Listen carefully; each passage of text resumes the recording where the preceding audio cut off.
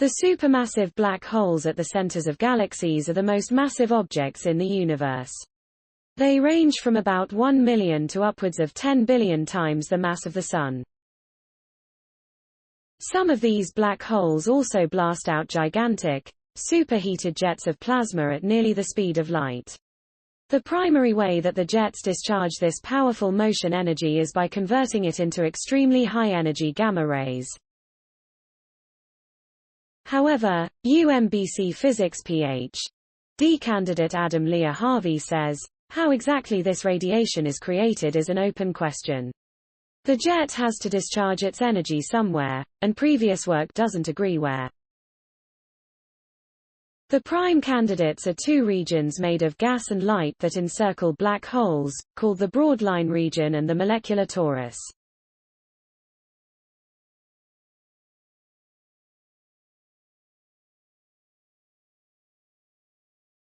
A black hole's jet has the potential to convert visible and infrared light in either region to high-energy gamma rays by giving away some of its energy.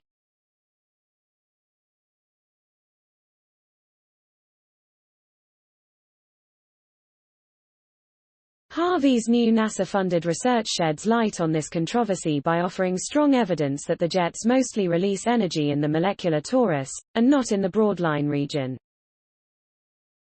The study was published in Nature Communications and co-authored by UMBC physicists Markos, Georganopoulos and Eileen Meyer.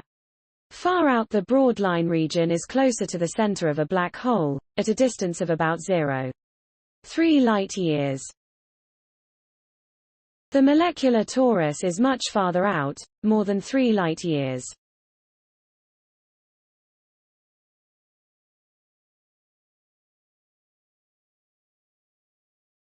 While all of these distances seem huge to a non-astronomer, the new work tells us that we're getting energy dissipation far away from the black hole at the relevant scales, Harvey explains.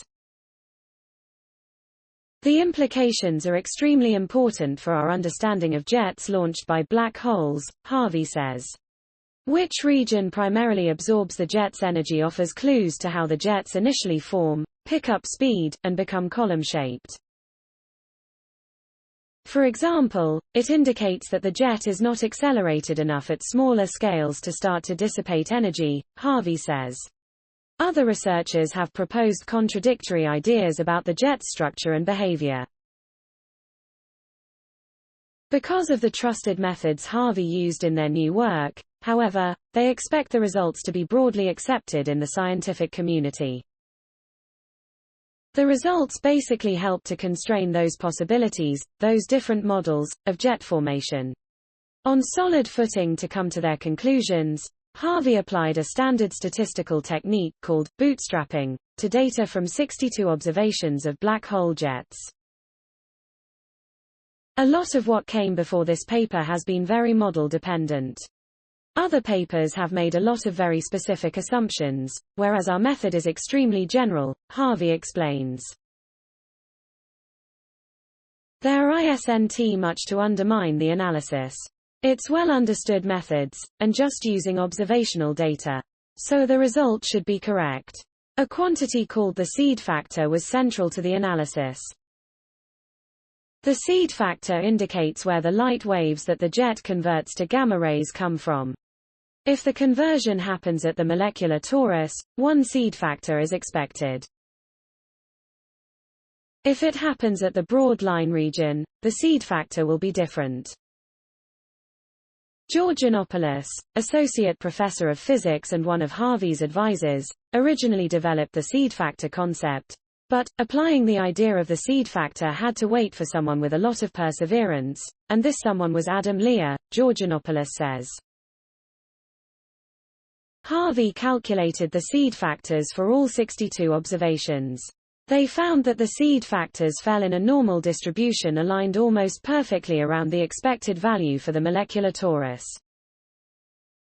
That result strongly suggests that the energy from the jet is discharging into light waves in the molecular torus, and not in the broadline region.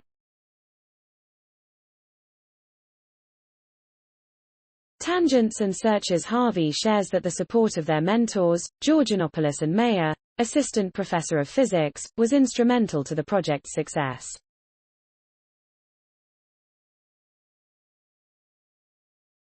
I think that without them letting me go off on a lot of tangents and searches of how to do things, this would have never gotten to the level that it's at, Harvey says. Because they allowed me to really dig into it, I was able to pull out a lot more from this project.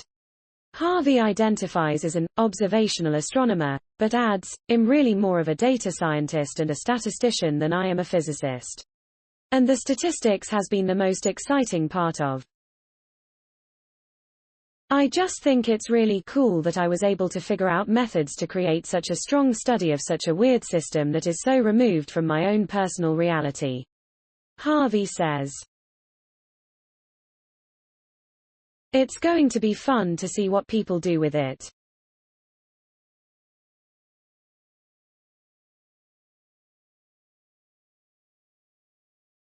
Please support my channel to grow by pressing subscribe button and the bell icon. We will notify you technological news.